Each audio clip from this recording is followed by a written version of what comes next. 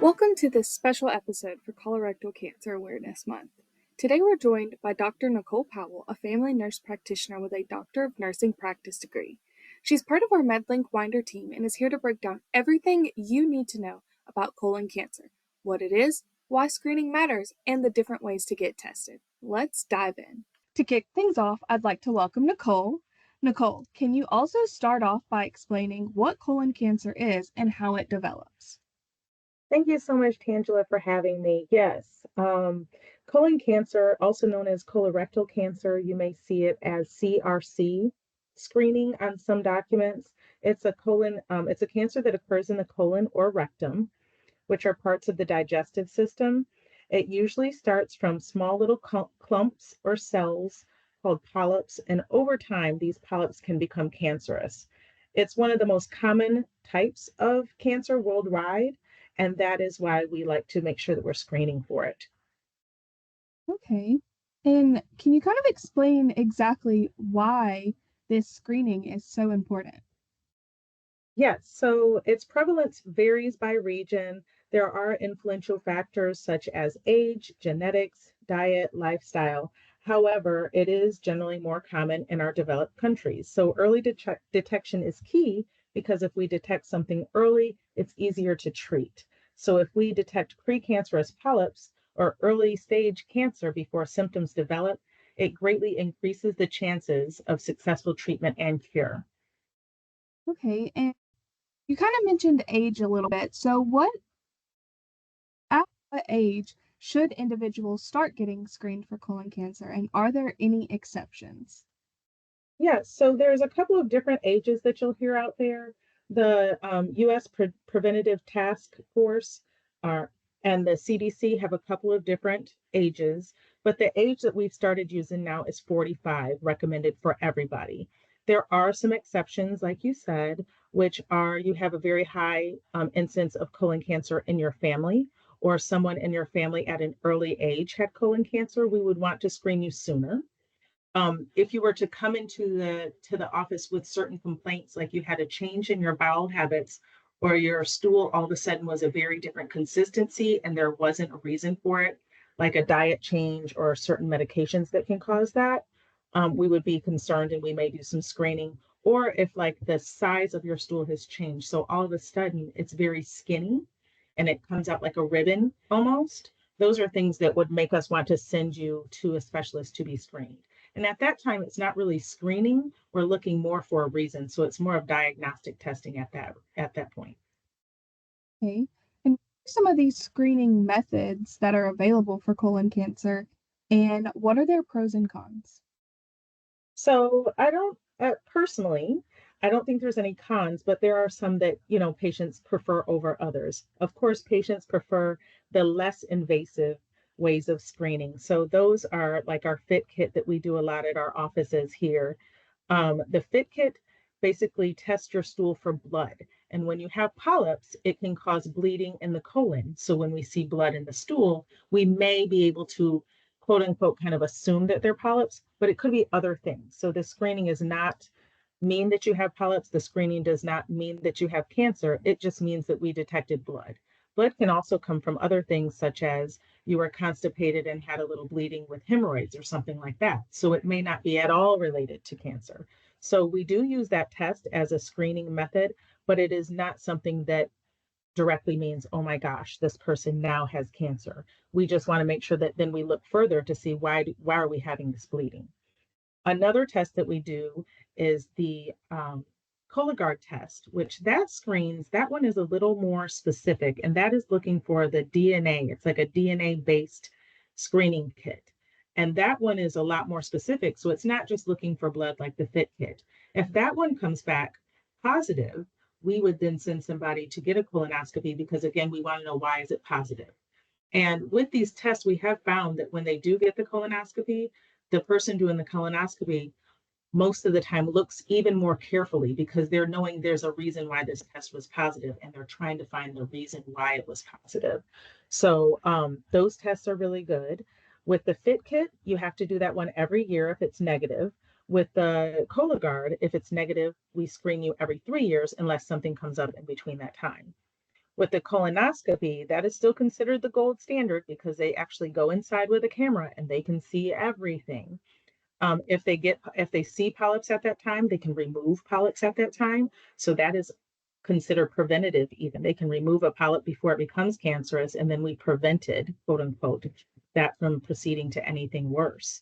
Um, with the colonoscopy, it depends on what they see. That will kind of give you the time that you need to come back. So if they see several polyps or something concerning, they may tell you 3 or 5 years. If they see nothing at all and you have a very low risk of colon cancer, you may get 7 to 10 years before you need to come back.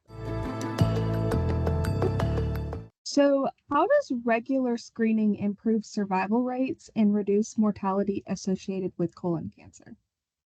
So when we detect colon cancer early, the 5 year survival rate is significantly higher than those that we diagnose in later stages. So if we find cancer that's stage 1, it's way easier to treat than cancer that is at stage 4 or cancer that is now spread to surrounding parts of the body.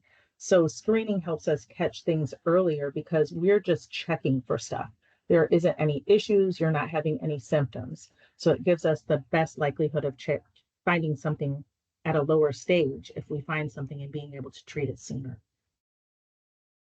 What are some common barriers that you find to colon cancer screening, and how can they be overcome? With our Fit Kit and our Cologuard, the biggest barriers that I've seen, even most recently with patients, is they don't want to have to mess with their stool at home.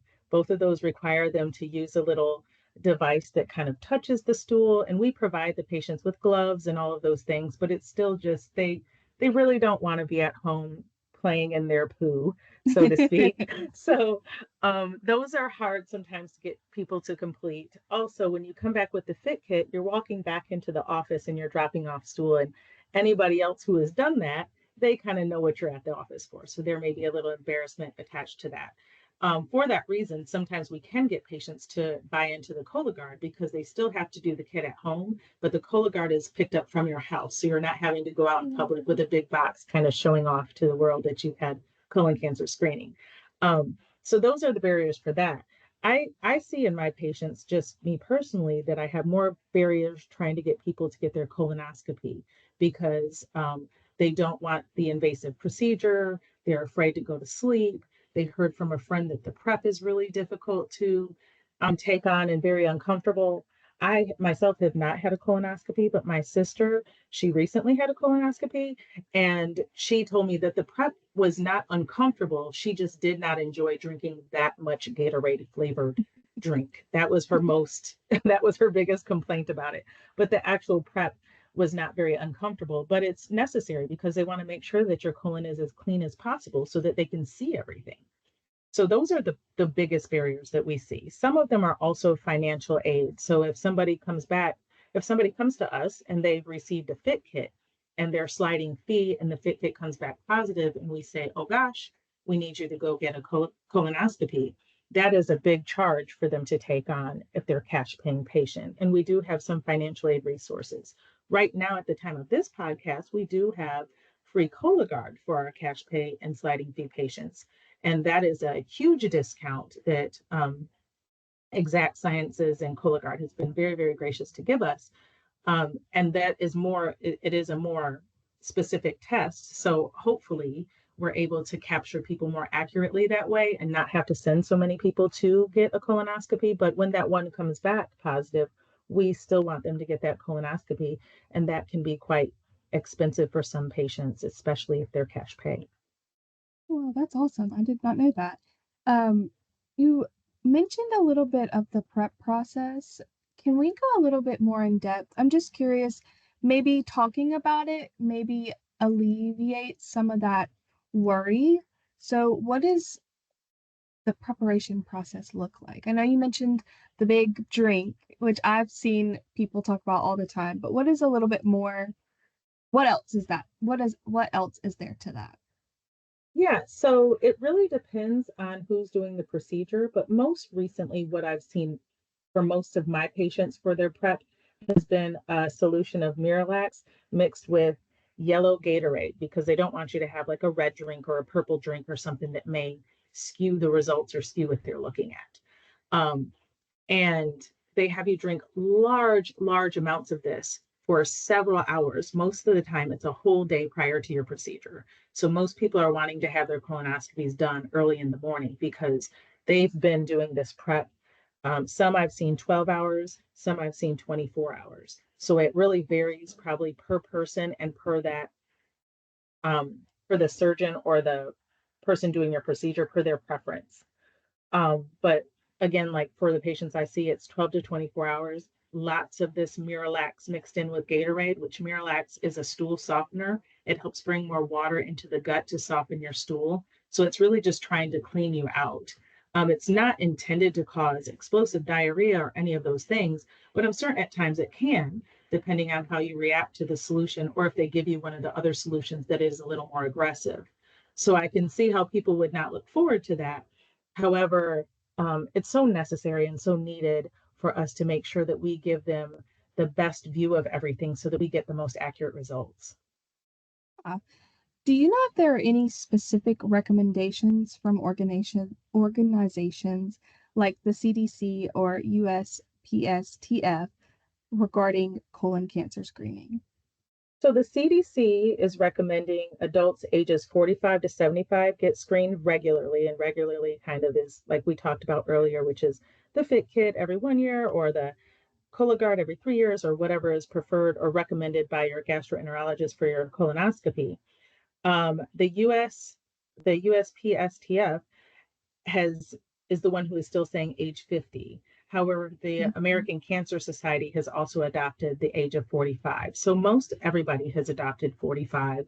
And we've been kind of just adopting that new 45. And I think that the USPSTF will eventually come on board with that as well. But I think most patients, when you start talking about screening, they would prefer to get screened sooner than later. Okay. Do you have any final things to say or anything else that we might have missed? Nothing specific other than making sure that we're always, for providers, make sure that you educate your patients, listen to them about their concerns and the things that are holding them back, because sometimes it's just a misinformation or miseducation from something they've heard from friends or family members. And we really want to dispel those myths so that we can get them screened. But also for patients, just making sure that they're educated and helping them, linking them to resources like the Cologuard that we have available right now for patients. Use that as much as possible and really drill into the patient that this is an awesome opportunity to save you a lot of money to get a really great screening test. I've used that a lot. I tell people this test is usually over $500 and we're able to give it to you for free. So please take advantage of it.